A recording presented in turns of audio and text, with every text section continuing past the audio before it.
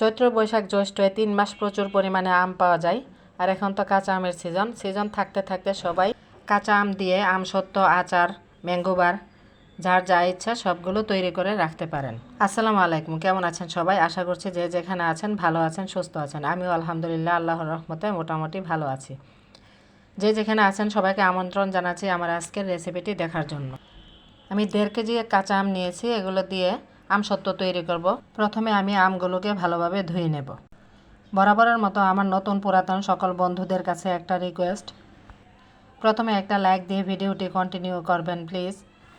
আর ভিডিওর কোনো অংশ যদি আপনাদের কাছে একটু ভালো লেগে থাকে তাহলে সেই অংশটির জন্য হলেও আমার চ্যানেলটিকে সাবস্ক্রাইব করে আমাকে সাপোর্ট করে যাবেন। অলরেডি যারা সাবস্ক্রাইব করেছেন তাদের সবাইকে অসংখ্য অসংখ্য ধন্যবাদ। যে আমগুলোকে ধুয়ে নেওয়া হয়ে গিয়েছে, এ পর্যায়ে আমি আমগুলোকে ছুলে নেব। সবগুলো আম ছুলে নিতে হবে,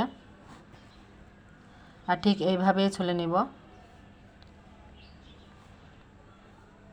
ছোলানোর পরে সাথে সাথে আমগুলোকে পানিতে রেখে দিতে হবে, তাহলে আমের যে একটা কষ থাকে সেটা বের হয়ে যাবে, আর তা না হলে এই কষের কারণে আমটা কালো হয়ে যাবে। এই যে আমি বলটার মধ্যে এখন রেখেছি, তারপরে আবার আমি এটাকে ভালো মতো পানি দিয়ে ধুয়ে নেব। যে আমগুলো ধোয়া হয়ে গিয়েছে, এবার মুখটাকে কেটে নিয়ে আমি আমার পছন্দ মতো কেটে নিচ্ছি।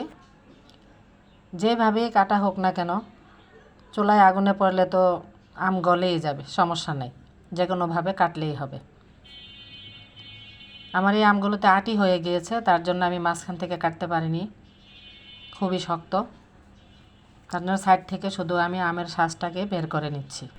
যে সবগুলো আম কাটা হয়ে গিয়েছে, কয়েকটা আম আবার হালকা একটু হলুদ হয়ে গেছে, সমস্যা নেই। যে চুলায় একটা হাঁড়ি বসিয়ে আমি আমগুলোকে দিয়ে দিচ্ছি, আর সামান্য পরিমাণে লবণ দিয়েছি যাতে আমটা তাড়াতাড়ি গলে যায়। আমি এখানে কোনো প্রকার পানি দেব না। মাঝখানে আমি 2-3 বার নেড়ে দিয়েছি, এই যে সুন্দর করে গলে যাচ্ছে। আর এই আমগুলোকে আমি কোনো প্রকার ব্লেন্ডারও করব না, কিছুক্ষণ জাল করে নিয়ে তারপরে একটা ডাল ঘুটনি দিয়ে একটু ঘুটে নিব। আর এই আমগুলোর মধ্যে কোনো প্রকার আঁশ নেই, মানে ছোবড়ার মতন বা রগের মতন থাকে সেগুলো নেই। ঘোটা দিলেই ঘোটা হয়ে যাবে। যে সুন্দর মতন ঘোটা হয়ে গিয়েছে।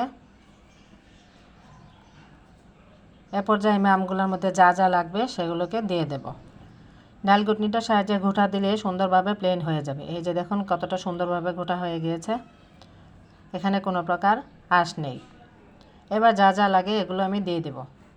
1.5 কেজি আমের মধ্যে এখানে আমি, আমার বাসায় ওরা এত একটা চিনি খায় না, তার জন্য আমি এখানে 1 বাটি চিনি দিয়েছি। যদি পরে লাগে তারপরে আরও একটু দিয়ে দেব।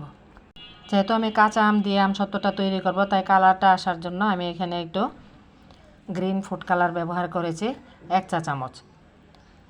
আমি এখানে একটা লেবুর অর্ধেকটা লেবু দিয়েছি যাতে চিনিটা দানা পেকে না যায়। লেবুর রসটা দিলে চিনিটা কখনোই দানা পাকবে না। আরও একটু চিনি লাগবে মনে হচ্ছে, তার জন্য আমি এখানে আরও 1 কাপ চিনি দিয়েছি। চিনিটা আপনারা আপনাদের পছন্দ মতো দিতে পারেন, যার যার স্বাদ অনুযায়ী। আমি 1 চা চামচ বিট লবণ দিয়েছি সুন্দর একটা ঘ্রাণ আসার জন্য। এ পর্যায়ে দিয়ে দেব 2 চা চামচ চিলি ফ্লেক্স। মরিচগুলোকে আমি আগে থেকে ভেজে গ্রেট করে নিয়েছিলাম। ঘনত্বটা এমন হলে নামিয়ে নিতে হবে। এবার একটা ডিশের মধ্যে আমি কিছুটা পরিমাণ সরিষার তেল দিয়ে সম্পূর্ণটা ডিশে তেলটাকে মাখিয়ে নেব। তেলটা দিয়ে দিলে তাহলে আমসত্ত্বটা শুকানোর পরে সুন্দর মতো উঠে আসবে।